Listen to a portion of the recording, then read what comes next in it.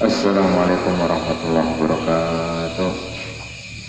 Sallallahu wassalamu ala Rasulillah Muhammad ibn Abdullah wa ala alihi wa sahbihi wa ala wa la hawla wa la quwwata illa billahi nawayna ta'alim wa ta'lim wa nafar intifada wa tafsir wal ifadata wal istifada wal hatta ala tamassuk bi kitabillah wa sunnati rasulih wa du'a ila al-huda wa dalalata ala al-khair ابتغاء وجهه وقربه وثوابه سبحانه وتعالى رب اشرح لي صدري ويسر لي امري واحلل عقدة من لساني يفقهوا قولي amma ba'du. Para hadirin yang dimuliakan Allah Subhanahu wa taala, alhamdulillah pada malam hari ini kita masih diberi kesehatan, kesempatan oleh Allah taala sehingga kita bisa bersama-sama belajar, bersama-sama mengaji kitab An-Nahjul Atam fi Tabyiidil Hikam karya Syekh Ali Ibn Husamuddin Al-Muttaqi Al-Hindi rahimahullahu taala. Sebelum kita mulai pengajian ini, mari kita hadiahkan Al-Fatihah kepada Mualliful Kitab, semua ulama, semua guru-guru kita, semua orang tua kita ala hadimiyah.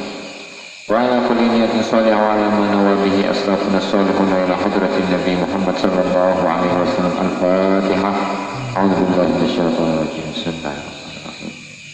Alhamdulillah. Iyyaka na'budu wa iyyaka nasta'in.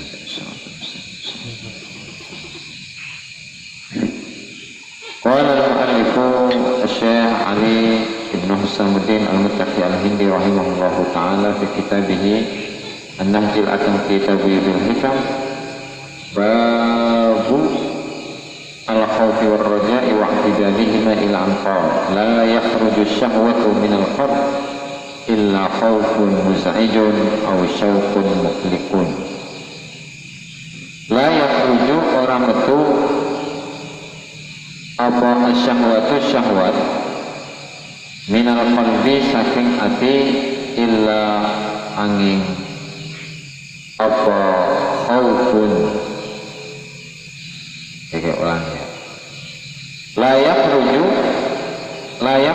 yukhriju orang ngekaakan asyahwata ing syahwat minal qalbi saking ati illa angin khaufun mus'ijun apa sifat wedi mus'ijun kang banget aw syauqun utawa sifat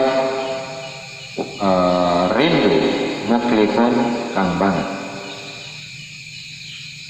Jadi pada hikmah yang barusan kita baca dan hikmah ini adalah hikmah sebelum terakhir dari bab al-khawfi war-raja wa i'tidalihima. Kata Syekh Ibnu Athaillah As-Sakandari rahimahullahu ta'ala, beliau mengatakan la yukhriju asy-syahwata minal qalbi illa khawfun muz'ijun aw syauqun muqliqun. Tidak ada sesuatu yang dapat mengeluarkan syahwat dari hati kecuali rasa takut yang sangat dan rasa rindu kepada Allah yang berlebih. Nah, seperti yang sudah kita jelaskan dalam bab Riyadhatin Nafsi wa Tahdhir min Dasaisiha, di mana syahwat atau hawa nafsu ini terkadang hanya memasuki pemikiran atau pikiran akal seseorang saja, dan terkadang syahwat itu juga mendatangi hati. Nah, di mana ketika syahwat itu hanya ada di dalam akal saja, maka cara mengobatinya itu tidak terlalu susah. Misalnya ketika syahwat yang ada di akal itu ya berkaitan tentang meminum minuman yang memabukkan, misalnya minum minuman keras, berjudi, berzina, dan makan makanan yang haram dan seterusnya. Itu cukup mudah diobati dengan menghindari tempat-tempat tersebut dan juga membiasakan diri untuk tidak melakukan perbuatan yang demikian. Makanya para ulama itu menyebutkan beberapa tata cara untuk bisa menundukkan syahwat yang ada di dalam diri manusia, dan syahwat itu belum terlalu parah penyakitnya, sehingga para ulama itu memerintahkan kepada para murid-muridnya yang ingin dibebaskan akalnya dari syahwat, ya, dengan memperbanyak puasa diantaranya, kemudian menghindari tempat-tempat yang buruk, kemudian memperbanyak ibadah, memperbanyak zikir, memperbanyak wirid, memperbanyak tahajud, nah kemudian khalwat, uzlah, dan seterusnya. Itu adalah upaya pertama atau upaya untuk mengobati syahwat yang hanya mengakar di dalam pikiran. Tuh. Nah kemudian pada hikmah ini yang barusan kita baca, di mana syahwat itu tidak dapat dikeluarkan dari hati kecuali oleh dua hal. Yang pertama adalah khaufun muz'ijun. Jadi khaufun yaitu rasa takut. Nah, muz'ijun arti dari asalnya itu az'aja yuz'iju, iz'ajan itu yang mengganggu. Isim fa'il dari az'aja.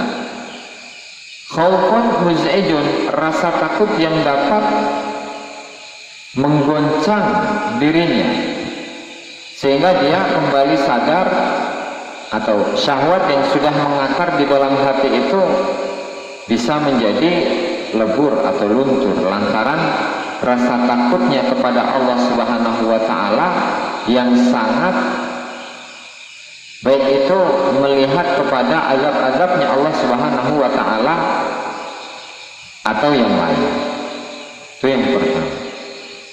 Adapun yang kedua, au syauqun mukhliqun, rasa rindu kepada Allah Subhanahu wa taala yang membuatnya selalu galau.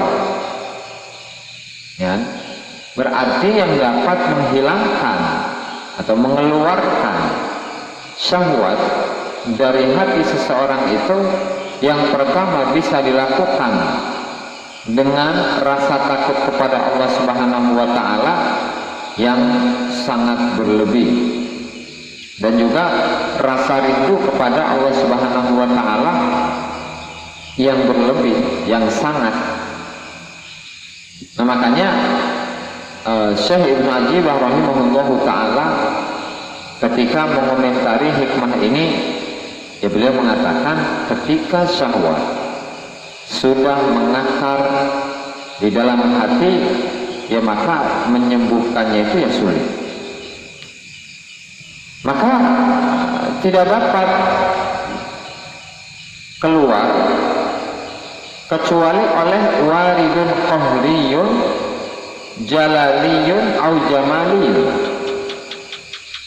kecuali dia didatangi oleh sebuah warid. Nanti akan saya jelaskan. Dan warid ini sifatnya mengekang atau pasti memaksa.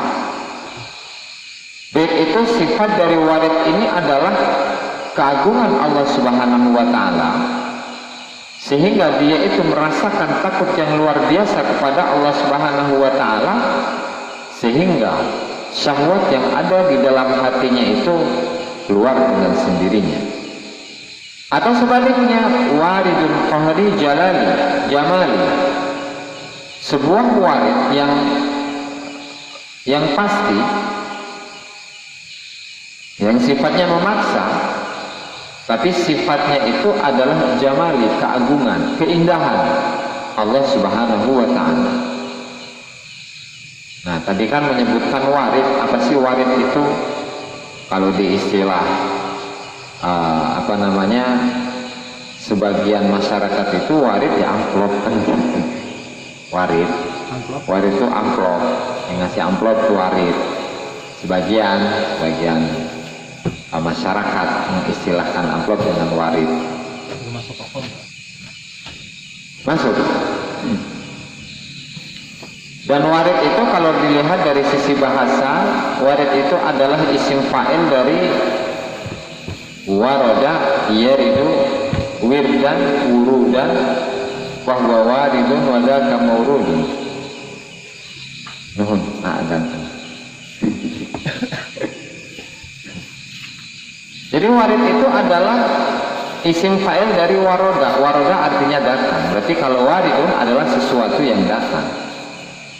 Nah, tapi oleh para ulama sufiyah, para ulama ahli sufi, mereka mengatakan bahwasanya warid itu adalah mayaridu alal qalbi minal khawatiril mahmudah min ghairi ta'ammulil abdi. Warid itu adalah sesuatu yang mendatangi hati, yang berupa lintasan-lintasan yang terpuji tanpa ada pengupayaan. Jadi makna atau katakanlah ya khawatir lah, katakanlah khawatir atau lintasan-lintasan hati, tetapi lintasan hati yang baik itu tidak diupayakan oleh dirinya, dia datang dengan sendirinya. Dan khawatir tersebut itu dapat mengajak seseorang atau mengarahkan seseorang kepada yaitu khaufun muzijun, rasa takut kepada Allah Subhanahu wa taala yang sangat, atau syauqun muqlikun atau rasa rindu yang berlebihan. Nah, sehingga di sini ditafsirkan bahwa warid jalali itu adalah rasa takut yang sangat kepada Allah Subhanahu wa taala.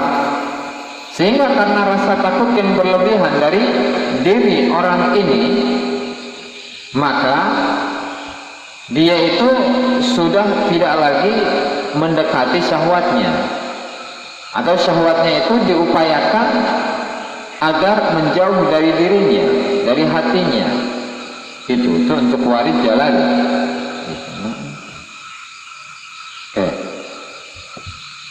Adapun warid jamali,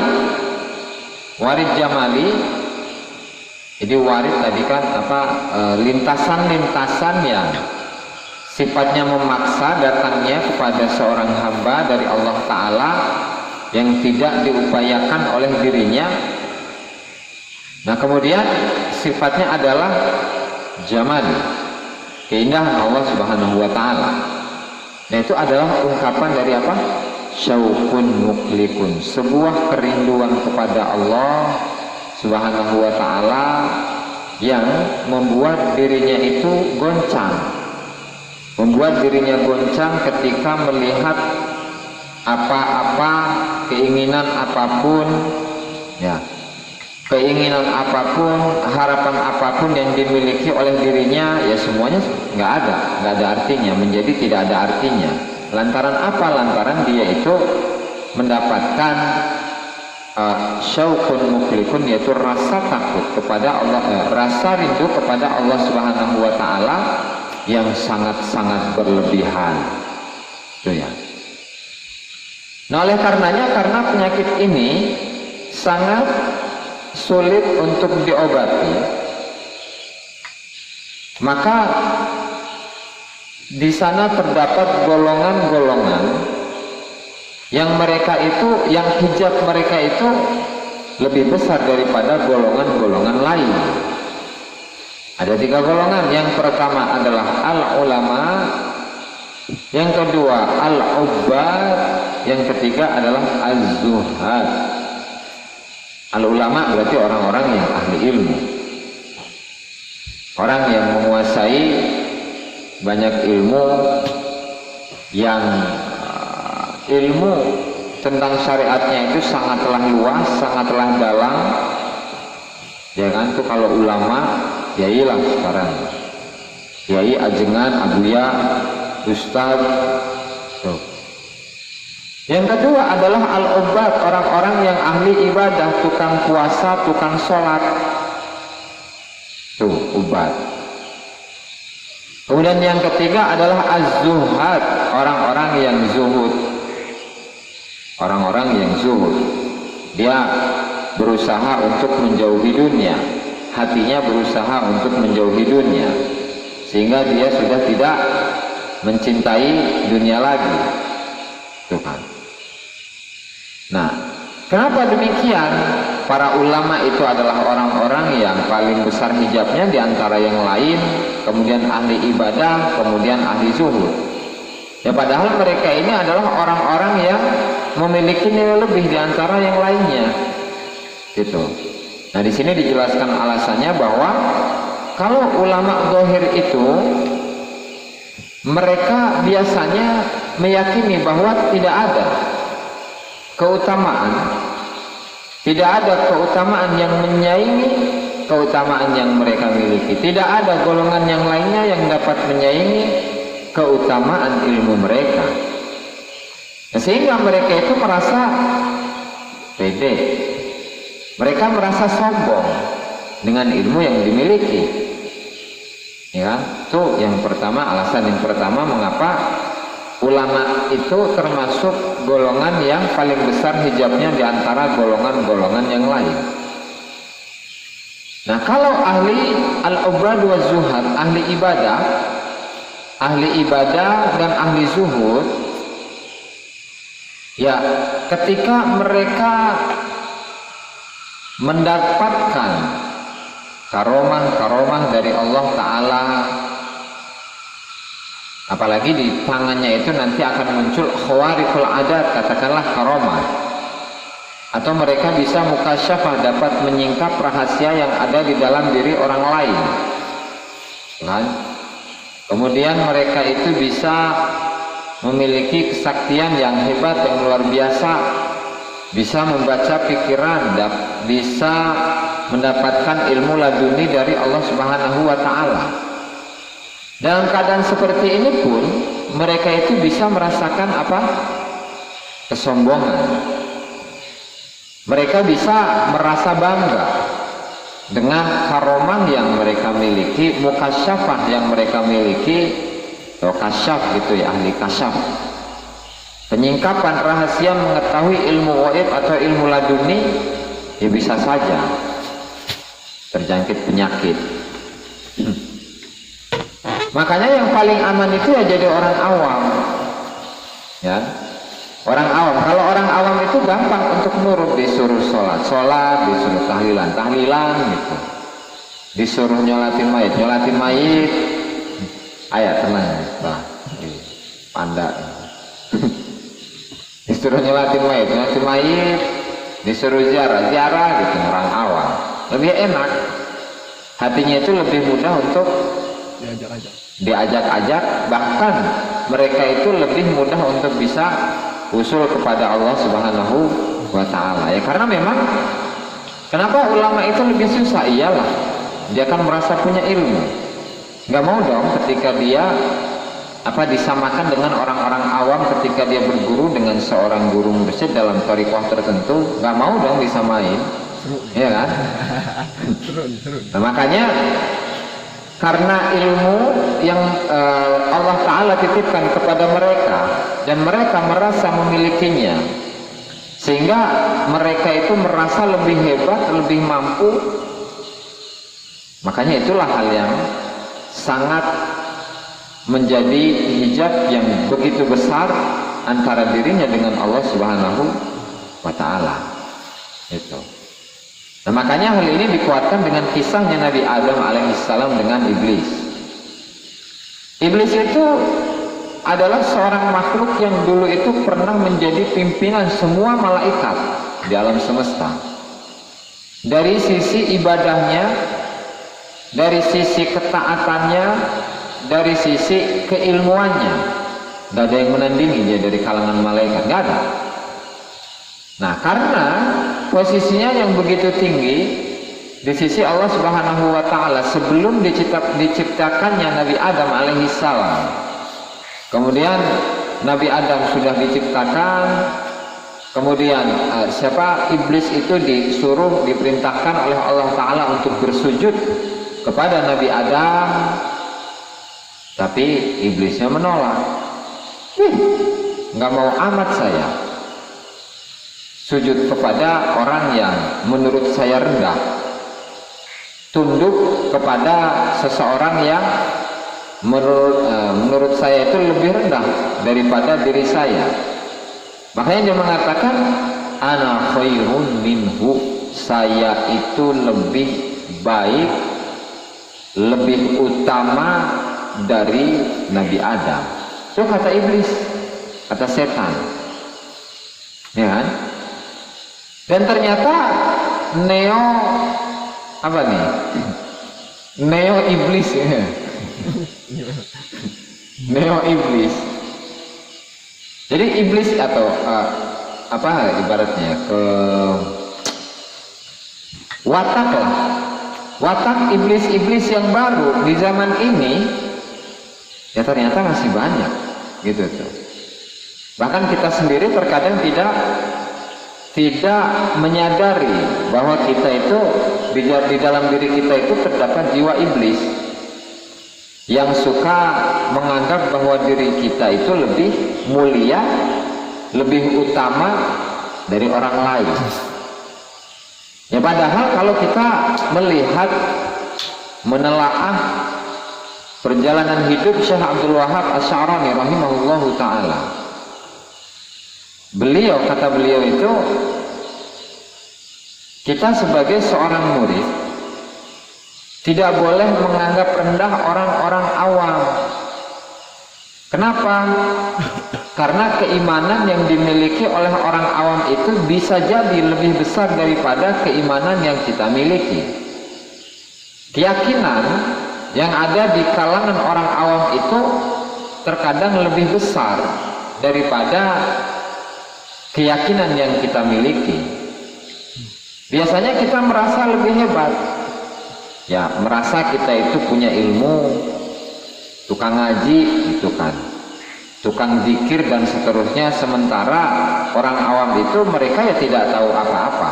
Ibaratnya sholat dia nggak tahu gimana sholatnya gitu kan, terus baca Quran dia nggak pernah meren, atau puasa apalagi ya, tapi emang nggak kayak gitu orang awam. Makanya kalau dicek, dicoba, dites, sama-sama mengamalkan hizib tertentu, dipuasain selama seminggu misalnya, tes antara seorang santri ya kan dengan orang awam, suruh ngejajal itu kira-kira mana yang lebih manjur. Biasanya orang awam ya. Kenapa? Ya karena kalau orang awam itu simpel-simpel aja gitu. Keyakinannya itu mudah untuk didapatkan, dikejar. Nah sementara untuk kalangan santri ya seperti kita, disuruh ini, disuruh itu, suruh baca ini, puasa sekian hari, baca hizib ini sekian hari, ya kan, sekian jumlahnya, dipuasain selama sekian hari. Ya tapi ketika dicek ya kan, ketika dites masih ragu. Ketika tangannya mau dibacok masih merinding. Nah itu perkataan dari Syekh Abdul Wahab Asy'arani, di mana kaum awam ini mereka itu luar biasa gitu kan. Makanya wajar ketika beberapa tokoh ahli ilmu kalam, ini ilmu kalam itu ilmu tauhid ya, usuluddin istimewa, ilmu tauhid, entah itu yang berkata adalah Imam Haramain, gurunya Imam Ghazali, atau Imam Fakhruddin Ar-Razi. Jadi kan dua tokoh ini manapun itu yang benar lah, entah itu Imam Haramain atau yang Fakhruddin Ar-Razi. Dua tokoh ini adalah tokoh yang sangat, katakanlah sangat mengagungkan atau sangat mendahulukan akal atas segalanya. Nah terutama di dalam istidlal atau penggunaan dalil dalam menguatkan permasalahan tauhid. Ya, kalau kita melihat menelaah, mempelajari kitab-kitab tauhid. Nah biasanya kan di setiap ilmu itu ada al-mabadi'ul asyrah, permulaan-permulaan ilmu yang jumlahnya 10. Ya kan? Inna mabadi kulli fanin asyrah al-hadd wal mawdu'u tsumma thamrah, dan seterusnya. Jadi ada definisi, kemudian peletak atau pencetus keilmuan apapun. Nah kemudian ada istindat, sumber. Jadi sumber dari ilmu kalam atau tauhid, ya, sumber dari ilmu kalam, ilmu tauhid atau ilmu akidah ini, yang pertama adalah sama Al-Quran, hadis, Tuhan. Yang ketiga itu adalah akal, itu akal. Nah sehingga akal itu menurut mereka, akal itu memiliki peranan yang sangat penting di dalam menyatakan atau merumuskan akidah-akidah, baik akidah Asy'ari atau Maturidi ataupun yang lainnya bahkan. Karena golongan-golongan dalam usuluddin atau ilmu tauhid itu banyak. Sehingga akal itu memiliki satu peranan yang besar. Nah sehingga baik itu Imam Haramain ataupun Fakhruddin Ar-Razi, ketika beliau berdua menjalani kehidupan mereka sebagai ulama, ya mereka isinya atau kebiasaannya adalah yaitu perdebatan, perdebatan dengan orang-orang Islam yang tidak sesuai, tidak sama golongannya dengan beliau. Ya misalnya seperti Asy'ari dengan Mu'tazilah misalnya, Asy'ari dengan Syiah misalnya, dan seterusnya. Nah tetapi pada akhirnya, pada akhir umurnya beliau mengatakan apa? Allahumma ja'al imani ka imanil ajais. Ya Allah, jadikanlah iman saya seperti imannya orang-orang tua yang awam. Orang-orang tua yang awam, yang mungkin mereka tidak memahami kitab-kitab yang saya sudah karang. Itu. Ya maksudnya orang awam itu. Karena keimanan orang awam, karena keimanan orang awam itu simple, nggak neko-neko, nggak terlalu banyak berpikir ini dan itu. Polos. Itu kan polos. Nah tuh sederhana dan polos gitu ya, keimanan orang awam. Nah makanya pertanyaannya, kenapa Imam Haramain atau Imam Fakhruddin Ar-Razi di akhir umurnya beliau mengatakan demikian? Ya tadi alasannya, ya karena beliau memandang bahwa apa yang telah beliau lakukan selama hidupnya itu hanya dalam kesia-siaan, hanya pamer ilmu, gitu kan, hanya ingin bisa disebut sebagai orang yang hebat, bisa mengalahkan musuh-musuhnya, hanya segitu. Nah sehingga ulama-ulama itu adalah orang atau golongan yang paling besar hijabnya antara dirinya kepada Allah Subhanahu wa ta'ala.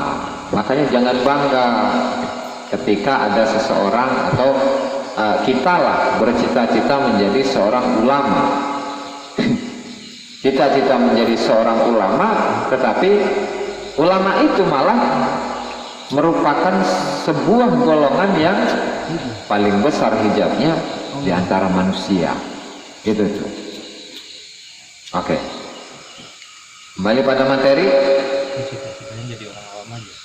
Bukan, cita-citanya jadi kekasih Allah, saya gitu lah.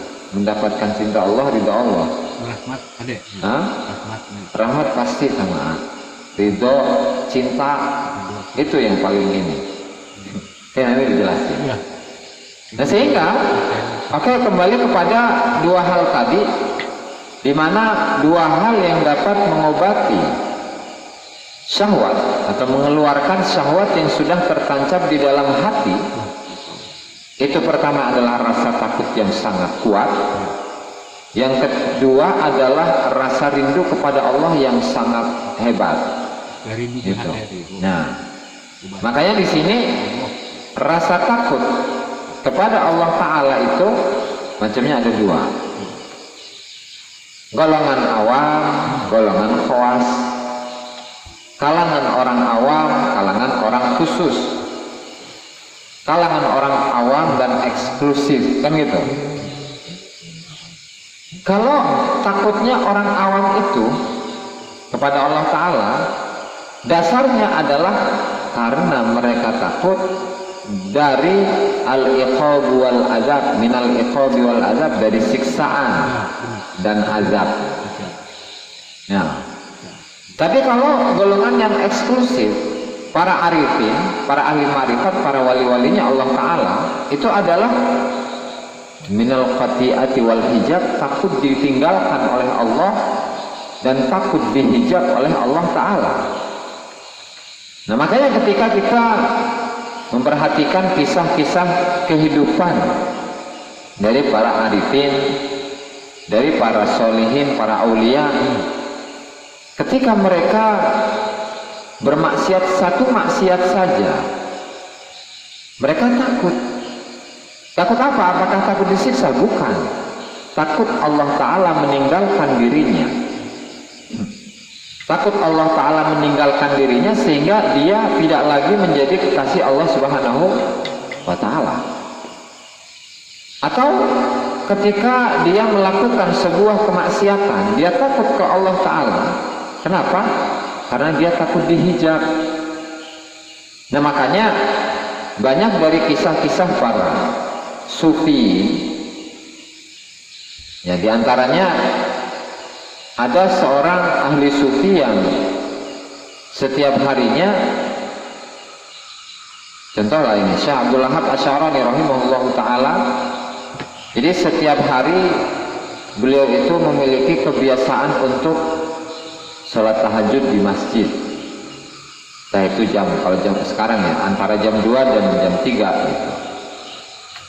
Nah, biasanya ketika sebelum subuh, entah itu sejam ya, biasanya ada iklan atau ada pemberitahuan tentang sholat, suruh ngebangunin gitu, ngebangunin orang-orang untuk mau sholat tahajud.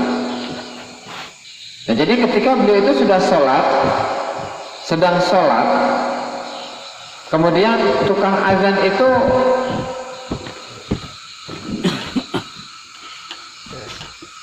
dia merasa terganggu oleh adanya tukang adzan tadi, bukan adzan sih, lagi apa yang suka ini nih, sholawatan atau apa gitu tuh sebelum subuh, tarhim, ya tarhim, anggap tarhim. Wah, ini katanya menggangguin aja saya mah enak-enak sholat, ini malah teriak-teriak gitu tuh. Saya enak-enak sholat, sementara ini teriak-teriak orang ini. Nah, itu masih lintasan hati. Nah, jadi kerentak di dalam hatinya itu bahwa orang ini tuh mengganggu saya gitu tuh. Nah, waktu itu juga, ketika sholat itu juga, Syekh Abdul Wahab Asy'arani tidak merasakan kenikmatan yang biasa dirasakan ketika sholat. Hilang kenikmatannya. Tuh, hilang kenikmatannya. Nah, sehingga setelah itu sadar, astagfirullahaladzim, ya ternyata saya salah. Ini baru lintasan hati. Kemudian dia itu melakukan apa istilahnya ya, ini belum menjadi ucapan ya, tetapi karena Allah Subhanahu wa Ta'ala itu cemburu kepada beliau, dimana beliau itu seakan-akan yang merendahkan gitu kan hamba-hamba Allah Ta'ala yang dianggap yang tadi tukang adzan. Nah, akhirnya beliau tadi kehilangan rasa nikmat ketika sedang melaksanakan sholat, kehilangan kelezatan sholat. Nah, itu yang beliau khawatirkan. Nah, sehingga setelah itu beliau langsung minta maaf tuh ke tukang adzan tadi yang lagi tarhim itu, minta maaf, saya minta maaf, aduh saya itu bersuudzon kepada kamu gini. Dah, akhirnya pas dimaafin, balik lagi tuh apa kenikmatan atau kelezatan ketika sedang melaksanakan sholat itu. Nah, itu adalah rasa takut yang dimiliki oleh golongan eksklusif dari kalangan para arifin, para ahli ma'rifat dan para wali-walinya Allah Subhanahu wa ta'ala. Berkelas. Wih, keren kamu. Kelas.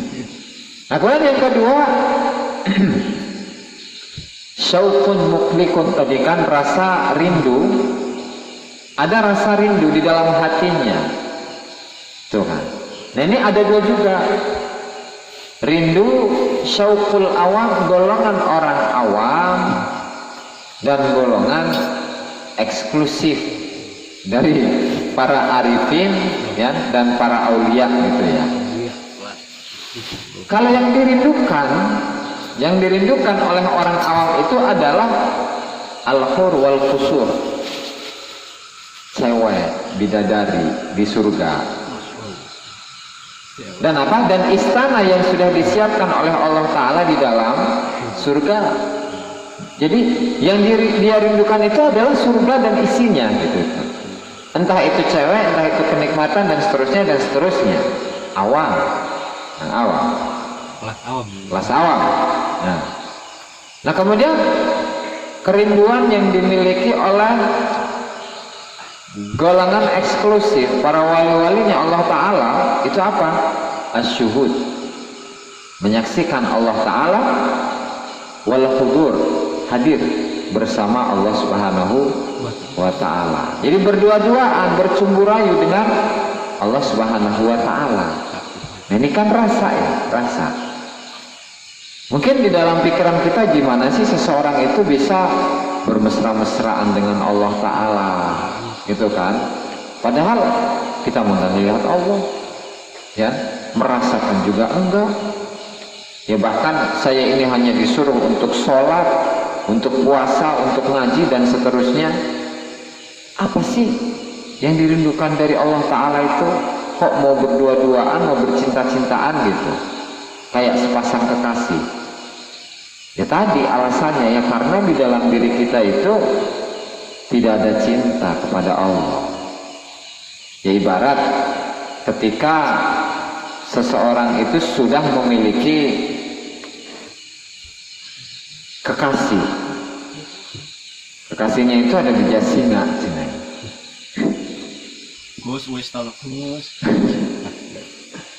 Ketika seseorang itu memiliki kekasih, ya kan? Maka setiap detik, setiap menit, wah kalau bisa berdua-duaan terus gitu kan, bercumbu rayu, bersepi gitu kan. Kemudian menanyakan kondisinya, kemudian memuji, ya, merayu, ya kan. Bahkan ada yang menipu dan seterusnya. Itu tuh antara laki-laki dan perempuan, antara cowok dengan cewek, sama-sama kekasih gitu kan. Nah, ketika kita memindahkan kondisi itu antara kita dengan Allah Subhanahu wa Ta'ala, jadi wali itu orang itu, ya kan? Kecintaan kita kepada seorang perempuan, seorang wanita, seorang cewek, ketika dipindahkan cinta itu dari manusia ke Allah Subhanahu wa Ta'ala, jadi wali beneran kan? Jadi wali.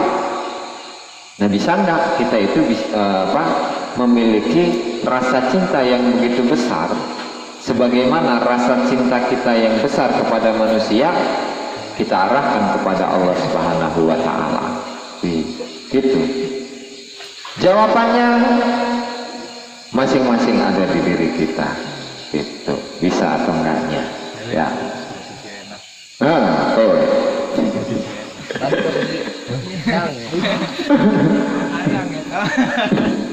Nah, sehingga kerinduan atau sumber kerinduan yang dimiliki oleh orang-orang awam itu apa? Ternyata terdapat di sebuah ayat, wa'adallahul mu'minina wal mu'minat jannatin tajri min tahtihal anharu khalidina fiha wa masakin thayyibatan fi jannati 'adn. Allah Ta'ala menjanjikan kepada orang mukmin laki-laki dan perempuan, menjanjikan surga-surga yang di bawahnya terdapat aliran sungai. Mereka kekal di dalamnya, dan di dalam surga itu terdapat tempat tinggal yang indah, ya kan, yaitu di surga ada. Nah, sehingga karena di sini surga itu disiapkan kepada mukminin dan mukminat, maka orang awam yang membuat mereka rindu, yang membuat mereka rindu adalah janji Allah Subhanahu wa Ta'ala kepada mereka, sehingga yang mereka rindukan itu adalah surganya, bukan pemilik surga.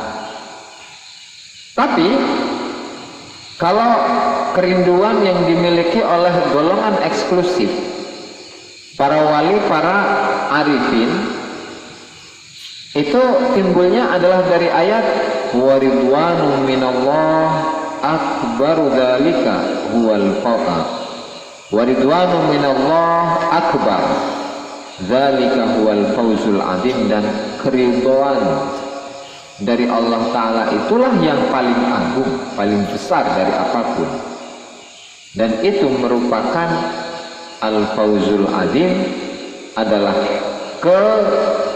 keselamatan yang agung. Al-fawz itu selamat ya, atau selain selamat itu apa?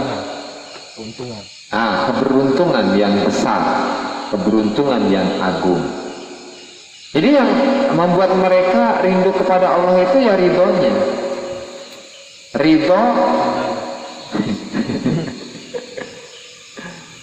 Ridho Allah Subhanahu wa Ta'ala itu yang mereka harapkan. Ya karena ketika kita seseorang diridhoi oleh Allah Subhanahu wa Ta'ala, ya, ketika seseorang itu diridhoi oleh Allah Ta'ala, maka perbuatan apapun yang dia perbuat, yang dia lakukan, kesalahan apapun yang pernah dia perbuat, itu nggak ada artinya. Gitu. Ibarat inilah, ada seseorang yang memiliki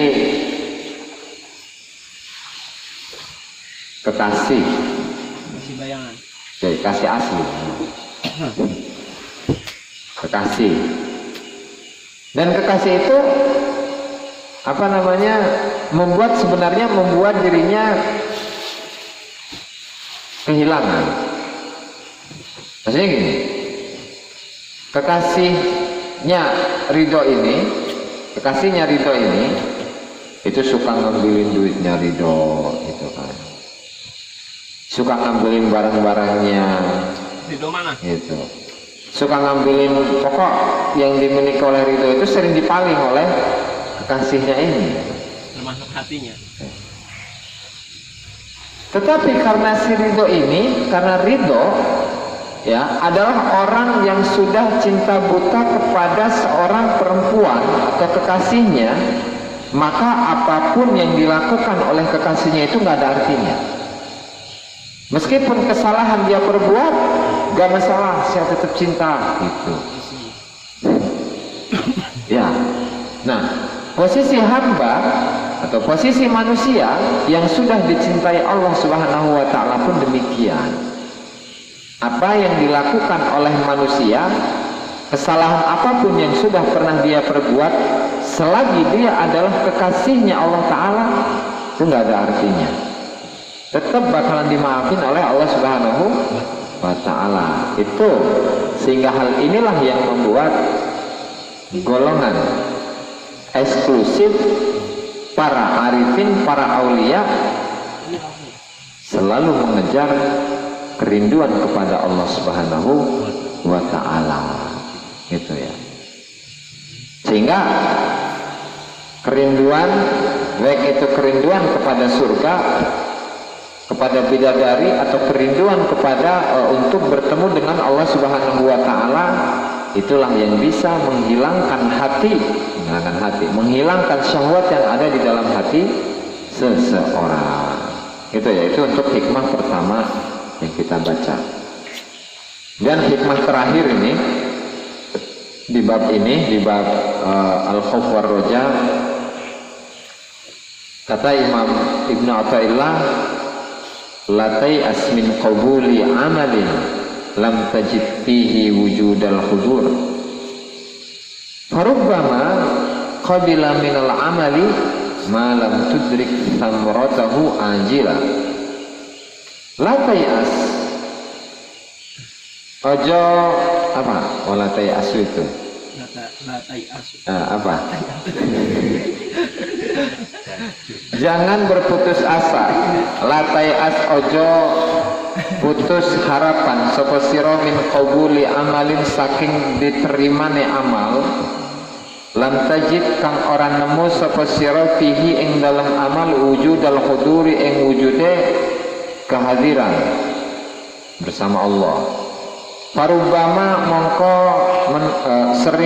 sering-seringe perkara qabila nerima sapa Allah minal amali saking amal ma lam tudrik ma ing barang lam tudrik kang orang ngerteni sapa sira samuratahu ing buahe amal ajilan ing dalam waktu kang cepet. Kata musannif, janganlah engkau berputus asa dari diterimanya sebuah amal yang amal itu kita tidak merasakan kekhusyuan atau kehadiran bersama Allah Ta'ala. Karena seringkali Allah Ta'ala itu menerima amal yang buah dari amal itu tidak muncul saat ini. Sehingga ketika kita sholat, ketika kita puasa, zikir, wirid, zikir dengan sekian ratus ribu, tapi kita tidak merasakan apa-apa, nggak menemukan ini, nggak menemukan itu kan biasa-biasa aja gitu. Itu jangan berkecil hati. Karena apa? Karena bisa jadi Allah Ta'ala itu menerimanya sementara kita itu tidak sadar. Gitu. Makanya jangan sampai berkecil hati. La tai'as min qabuli amalin lam la tajidu fihi wujudal hudur.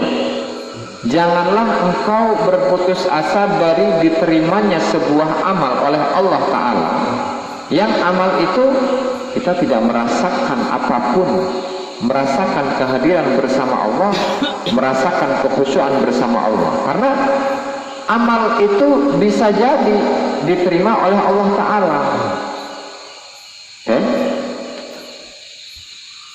Jadi bukan barometer dari diterimanya sebuah amal itu adalah kita merasakan buahnya,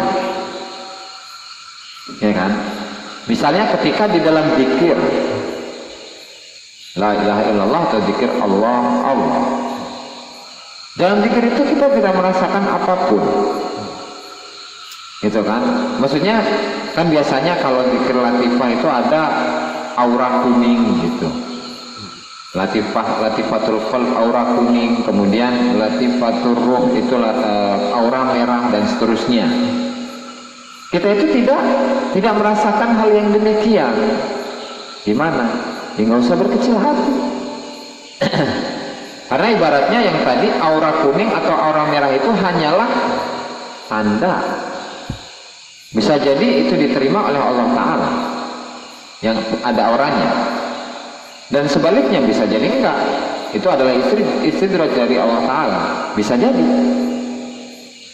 Nah sehingga barometer dari sebuah amal itu, atau barometer dari diterimanya sebuah amal itu bukanlah buah yang didapatkan saat itu. Gitu. Dalam arti ketika kita tidak mendapatkan buah dari sebuah amal, bukan berarti amal itu adalah amal yang ditolak, yang tidak diterima oleh Allah Ta'ala. Ya berarti amal yang tadi, yang buahnya tidak kita temukan, maka hukumnya adalah maskutun anhu. statusnya ini masih apa ya, di apa bahasanya itu ya, ya masih depending gitu loh, maskutun anhu depending. Kalau memang syarat-syarat penerimaan amal itu ada di dalam amalan yang sudah kita perbuat tadi dari sisi syariat, dan jika memang zikir atau amalan yang kita perbuat tadi dibarengi dengan keikhlasan, ketakwaan, dan baiknya kualitas secara syariat, ya bisa jadi itu adalah amal yang diterima di sisi Allah Subhanahu wa taala, insya Allah, gitu ya. Ya karena memang amal yang diterima oleh Allah taala sebagaimana di dalam Al-Qur'an, innama yataqabbalullahu minal muttaqin, sesungguhnya yang Allah terima itu adalah dari orang-orang yang bertakwa. Dan kedua, hadis dari Rasul, la yaqbalullahu min musammi'in wa mura'in, Allah Ta'ala tidak menerima amalan dari seseorang yang suka memperdengarkan amalnya kepada orang lain, pamer berarti ya, wa mura'in, dan riya. Ada tasmi' sama sih artinya musammi'in dan mura'in ini, memamerkan hartanya, hartanya deh, memamerkan amalnya. Jadi amalnya itu dipamerkan, amalnya ditonjol-tonjolkan. Nah seperti satu kisah lah yang disebutkan oleh Syekh Abdul Wahab Asy'arani rahimahullahu ta'ala. Ada seorang ulama, yaitu gurunya Syekh Abdul Wahab Asy'arani, yaitu Syekh Zakaria Al-Ansari, Syekhul Islam Abu Muhammad Zakaria bin Muhammad Al-Ansari Al-Misri. Itu gurunya Syekh Abdul Wahab Asy'arani, gurunya Syekh Ibnu Hajar, gurunya Syekh Syamsuddin Ar-Ramli, Syihabuddin Ar-Ramli, terus gurunya Syekh Muhammad Al-Khatib Asy-Syirbini. Itu tahu kali itu makamnya kali si Ridho ya, mudun di Mesir. Semasa hidupnya beliau itu adalah seseorang yang dermawan, tetapi kedermawannya itu tidak diketahui banyak orang, sehingga beliau itu lebih dikenal sebagai orang yang ulama yang pelit, gitu. Dikenal oleh masyarakat sebagai ulama yang pelit, tidak pernah beramal. Tuh. Tidak pernah beramal. Nah sehingga ketika waktu itu disebutkan siapa ulama yang pelit, nah mereka semuanya akan menyebutkan fulan gitu. Ulama itu Syekhul Islam Zakaria Al-Ansari, seorang Qadiyah. Nah tetapi karena Syekh Abdul Wahab Asy'arani ini mesantren, belajar ilmu kepada beliau selama kurang lebih selama 10 tahun. Selama 10 tahun. Sehingga beliau itu mengenal secara detail apa saja aktivitas yang beliau lakukan, apa saja pekerjaan yang beliau perbuat, dan seterusnya. Sehingga dalam selama 10 tahun ini ya beliau meneliti semuanya, dan ternyata beliau menyimpulkan bahwasanya Syekhul Islam Zakaria Al-Ansari ini adalah seorang ulama yang sedekahnya itu tidak ada yang membandinginya di Mesir. Tuh, yang kata masyarakat banyak ulama yang pelit, hakikatnya demikian. Nah sehingga dalam amal ibadah itu ya harus ditutup, terutama sedekah gitu ya. Nggak perlu seseorang yang bersedekah kemudian lihat nih saya sedekah sekian ratus juta gitu, emang yakin 100 juta itu diterima oleh Allah Ta'ala? Kan belum tentu. Pamer.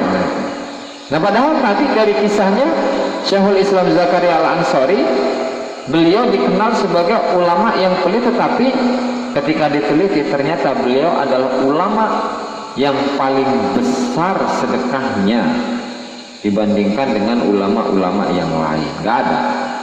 Itu di Mesir pada waktu itu ulama yang paling banyak sedekahnya adalah beliau.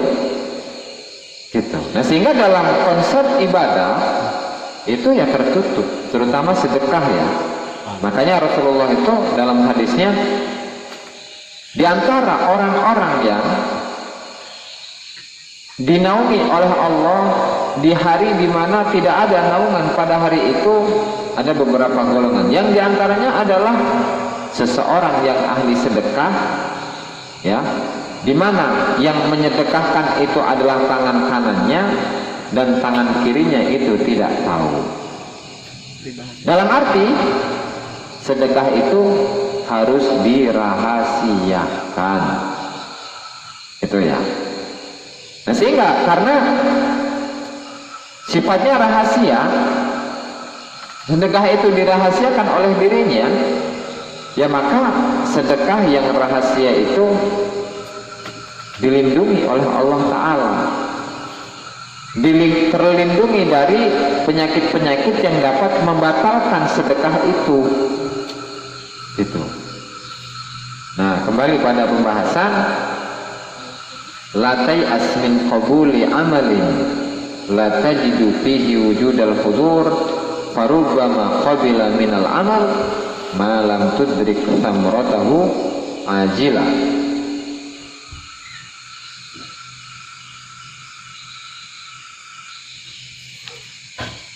Fa'in kunta. Nah di sini komentar dari Syekh Ibnu Ajibah rahimahullahu taala, fa'in kunta muttaqiyan lillahi fi zahirika wa batinika ala qadri istita'atik. Jika engkau itu adalah orang yang bertakwa kepada Allah secara zahir dan batin sesuai dengan kemampuanmu, wa mukhlishan lillah fi a'malika, dan engkau itu ikhlas kepada Allah dalam amal-amalmu, tsumma lam tajid halawatal amal, kemudian engkau tidak menemukan manisnya amal, wala hudura qalbika fihi, dan engkau tidak merasakan kekhusyuan, ketenangan di dalam amal itu, walam tajid samratahu min ahwalil wajidin, dan engkau tidak mendapatkan buahnya, buah amal itu yang berupa ahwal, hal, kondisi-kondisi orang-orang yang cinta, wa adwaqal arifin, dan rasa-rasanya para ahli ma'rifah, fala tay'as min qabulihi indallah. Jangan sekali-kali engkau putus asa dari diterimanya amal tersebut di sisi Allah Ta'ala. Falaysa wujudul hal, bukanlah adanya hal, walal halawah, dan juga kemanisan ibadah, syarfan fil amal, bukanlah syarat di dalam amal, innama hiya alamatu, hanya saja itu merupakan tanda, wal alamatu la yalzamu tarduha, dan tanda itu tidak harus diaplikasikan secara keseluruhan. Farubbama qabila minal amal ma lam tudrik samratahu ajilan fayu'tika thawabahu ajila.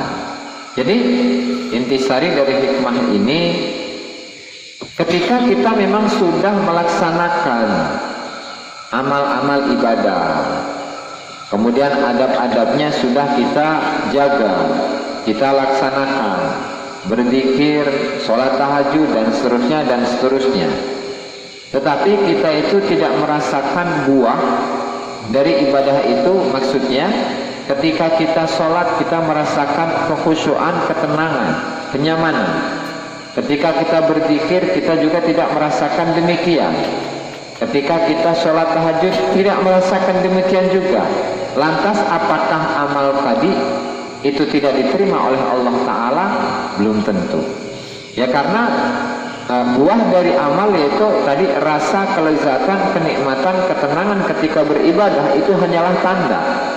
Dan tanda itu tidak bukanlah barometer diterimanya sebuah amal. Bisa jadi Allah Ta'ala akan memberikan balasan dari amal-amal tersebut ketika atau di masa mendatang, baik itu ketika kita masih di dunia atau ketika kita sudah berpindah ke alam kubur atau bahkan akhirat, gitu ya.